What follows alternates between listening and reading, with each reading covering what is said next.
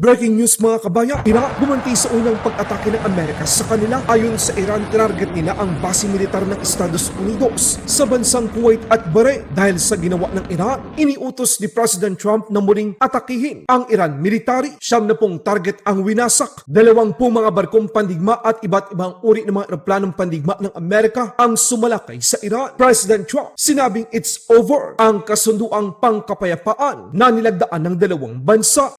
To me, I think it's over. Ibabalik ng Amerika ang blockade sa Strait of Hormuz. Ang Kharg Island na kontrolado ng Iran, aagawin ng Amerika. China ang swapang talaga. Akalain nyo, hindi lamang West Philippine Sea ang gusto nilang sakupin. Lantaran na ngayon dahil maging ang buong Batanes ay inaangkin na rin nila. Yan ang dahilan kung bakit hindi natitinag at yuyuko si Department of National Defense Secretary Gibo Teodoro Jr. sa China. And we know, walang basihan ito, kalokohan ito.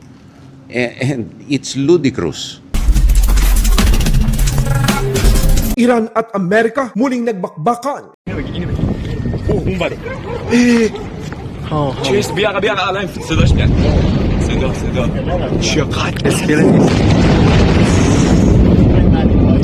Sinabi ni President Trump na simula kahapon wala ng bisa ang kasunduan na nilagdaan ng Amerika at Iran para sa usaping pangkapayapaan. Ang ceasefire para kay President Trump, and I quote, is over. Matapos ang unang salvo ng pag-atake ng Estados Unidos sa 80 target sa Iran naglunsad ng opensiba sa mga base militar ng Amerika sa Kuwait at Bahrain. Gamit ang mga ballistic missile, inatake ng Iran military ang mga sundalo Amerikano. Dito na, mas naging agresibo ang Estados Unidos sa direksyon ni President Trump. Sinimula ng malaking puwersa ng US Central Command ang pagsagawa ng mga karagdagang pag-atake laban sa Iran upang lalong pahinain ang kanilang kakayahang magbanta ng kalayaan sa nabigasyon sa Strait of Hormuz. 70 target ang binomba ng Amerika sa Iran. Kabilang na dito ang railway system, mga tulay, air defense system, coastal surveillance sites, missile and drone storage areas, naval assets and logistic infrastructure.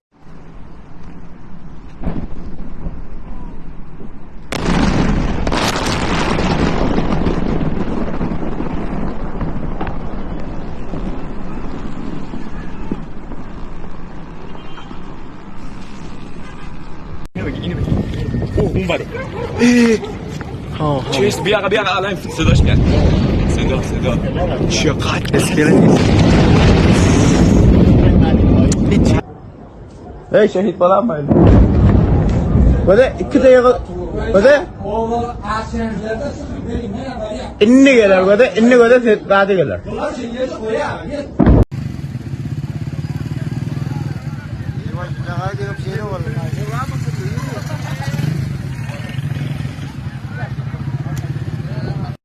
Dahil sa ginawa ng Iran, muling ibabalik ng Estados Unidos ang blockade sa Strait of Hormuz at ang pag-agaw sa Kharg Island. Gusto ng Amerika na panagutin ang Iran dahil sa hindi makatarungang agresyon laban sa mga komersyal na barko at mga sibilyang tripulante na malayang naglalayag sa isang mahalagang international na daluyan sa gitnang silangan.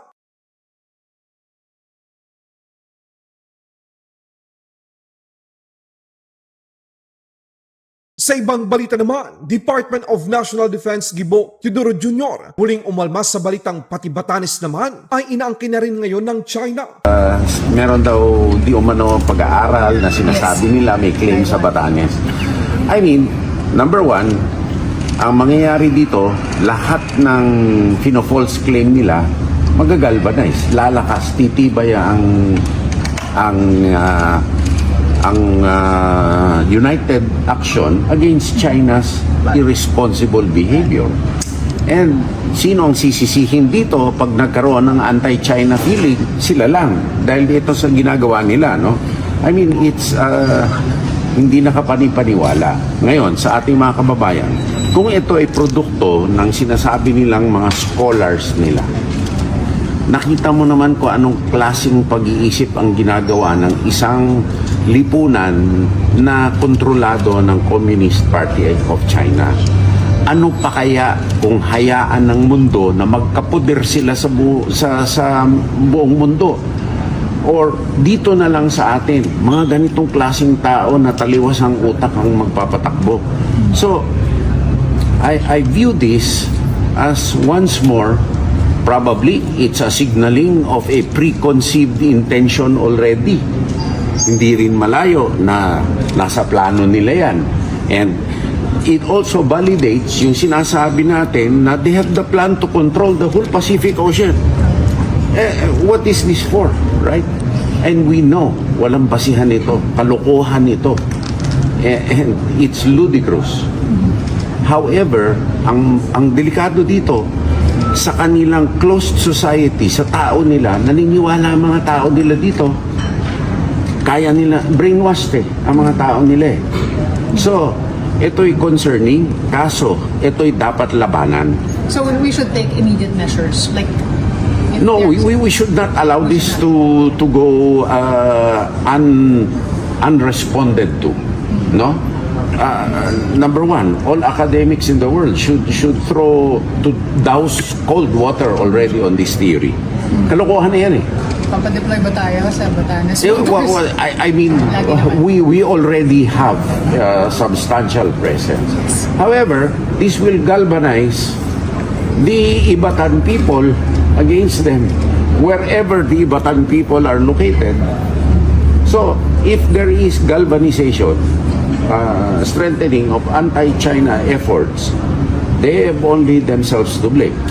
Sinabi ko nga nung isang beses tignan nila sarili nila sa salamin. Ito na naman ang liwanag ng ginagawa nila. Hindi na nila tayo masisisi, no? Sa feeling laban sa kanila. At ito yung malaking krimen sa mga mamamayan nila. Ito ay isinawalat na Ray Powell, ang founder ng isang transparency initiative na tinatawag na Sealight, na inaangkin na rin ng China ang Batanes. Ayon sa mga Chinese scholar, bahagi daw ng Taiwan ang mga isla ng Batanes. Dahil dyan, ito ay sakop na rin daw ng China. Unanimously concluded that the Bataan Islands, that's Batanes, constitute a natural geographical extension of Taiwan with sovereignty belonging to China. And that the so-called Japan-Philippines maritime delimitation negotiations in the area hold no legal validity. The symposium was convened in direct response to the joint statement issued at the recent Japan-Philippines summit. So what happened? China saw an opportunity. Japan and the Philippines announced negotiations. Japan used that pretext to do something that they wanted to do anyway, which is to begin running these patrols east of Taiwan into the Philippine Sea. So this is outside the 10-dash line. They then assembled the scholars to give them the legal overlay, the veneer, to be able to justify what they wanted to do anyway. So we call this a pretext to escalate. The pretext was the talks. The escalation now is underway. Laban Pinas.